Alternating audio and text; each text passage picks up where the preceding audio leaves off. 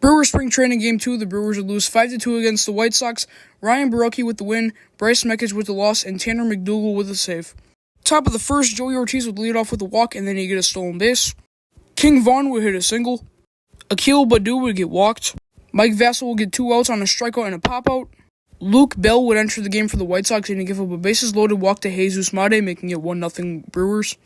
Bottom of the first, Logan Henderson would throw a 1-2-3. Top of the second, Mike Vasil would re-enter the game, and he'd give up a single to Luke Adams. Then Luis Lara would hit a double. Mike Vasil would throw a wild pitch. Carlos Rodriguez would enter the game for the Brewers in the bottom of the second, and he'd give up a double to Austin Hayes. Curtis Meade would tie up the game on an RBI single. Carlos's final 2 outs of the inning would be a strikeout and another strikeout. Top of the third, Jordan Leisure would enter the game for the White Sox, and the first pitch that he'd give up to Akil Baddoo would be a 430-foot home run, making it 2-1 Brewers. Tyler Black would hit a single, then he'd get a stolen base. After that, the Brewers would go 1-2-3. Bottom of the third, Peter Strzelecki would enter the game for the Brewers, and he would throw a 1-2-3. Top of the fourth, Sean Burke would enter the game for the White Sox, and he would get the first 2 outs. Then he would give up a walk to Joey Ortiz. Bottom of the fourth, Caleb Bowman would enter the game for the Brewers. He would strike out Munetaka Murakami, and then Luke Adams would throw a fielding error, which would put Austin Hayes on base. Drew Baker would get a stolen base, and then Caleb Bowman would get the final 2 outs of the inning. Now we head to the top of the fifth. Andrew Vaughn would hit a single. Akil Baddoo would get on base via a fielder's choice. After that, the Brewers would go 1-2-3.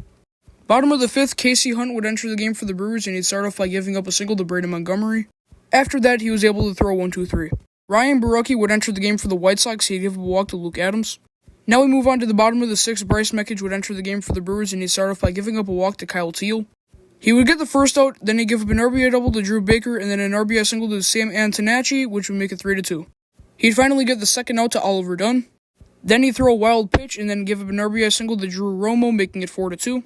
Mekich would get pulled for Patricio Aquino, and he'd get the final out of the sixth. Top of the seventh, Tyler Gilbert would enter the game for the White Sox, and he would throw a 1-2-3.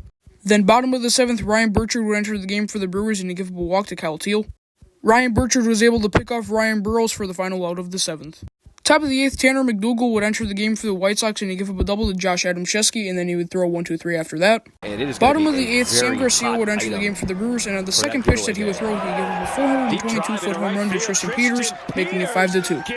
After that, he'd get an out, give up a walk, and then get the final 2 outs of the inning. And to conclude Game 1 of this doubleheader, the Brewers would go 1-2-3 in the ninth to lose 5-2. Alright, so the Brewers lose 5-2 in Game 1 of the doubleheader, so now they're 0-2. The hitter of the game goes to Akil Baddoo with a solo home run, and the pitcher of the game goes to Peter Strzelecki.